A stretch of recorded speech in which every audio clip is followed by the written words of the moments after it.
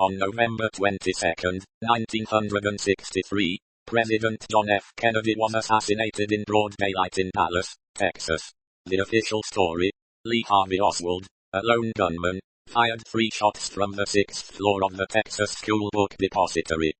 That's what the Warren Commission told us. But, 60 years later, Americans still don't buy it. And neither do I. So let's ask the real question. Who really killed JFK? Let's break it down. Lee Harvey Oswald was in the building. He did own the rifle. But here's the thing. Oswald always claimed he was a patsy. And minutes after the assassination, he fled. Not like a man with a plan, but like a man being hunted. Then, he's gunned down by Jack Ruby, a nightclub owner with mob ties, who just happened to walk into a police basement with a loaded revolver. No trial. No answers. Coincidence? Or cover-up? Let's talk ballistics. Multiple doctors at Parkland Hospital said the throat wound looked like an entrance wound, not an exit. The magic bullet theory claims one bullet went through Kennedy, into Governor Connally, then out again, causing 7 wounds but coming out nearly pristine. You don't need to be a physicist to smell the BS. Now here's where it gets dark. The CIA had reasons to want Kennedy gone. After the Bay of Pigs disaster, JFK fired CIA Director Allen Dulles. What happened next? Allen Dulles, the man JFK removed, was appointed to the Warren Commission that investigated his death. You heard that right.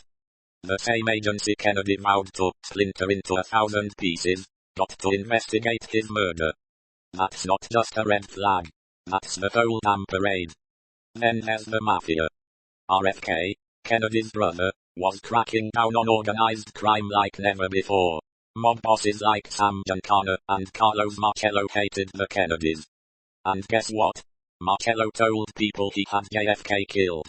Under oath, a former mob associate testified that Marcello bragged about cutting off the head of the dog, meaning JFK, to get RFK off his back.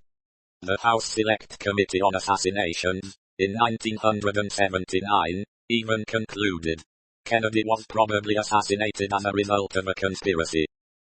Their prime suspects: the mob and certain elements of the US intelligence community. So here's my opinion, after looking at everything. Oswald didn't act alone. If he pulled the trigger at all, he was part of a larger plot, one involving the CIA, organized crime, and powerful men who viewed JFK as a threat to the status quo. Kennedy was planning to pull out of Vietnam. He wanted to shut down the Federal Reserve's power. He was making enemies in high places. And when powerful people feel threatened, they eliminate the threat. So who killed JFK? I believe it was a coordinated conspiracy. A joint effort between the mob, intelligence insiders, and corrupt government actors, all tied together by one goal. Stop Kennedy from changing the system.